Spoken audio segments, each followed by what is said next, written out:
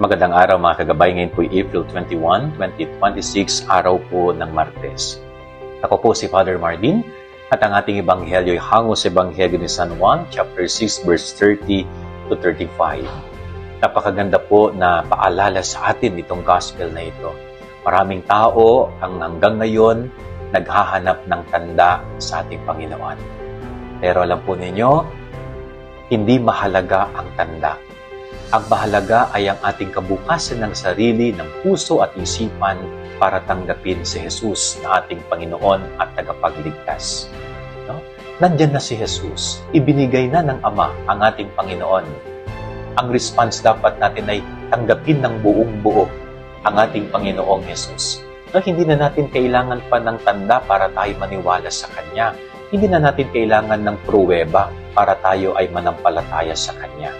Kundi, tanggapin natin ng buong buo ang Panginoon na ating Panginoong tagapagligtas. Yan ang ating gabay aral ngayong maghapon. God bless po sa inyo lahat. Pagpalain kayo ng Panginoon.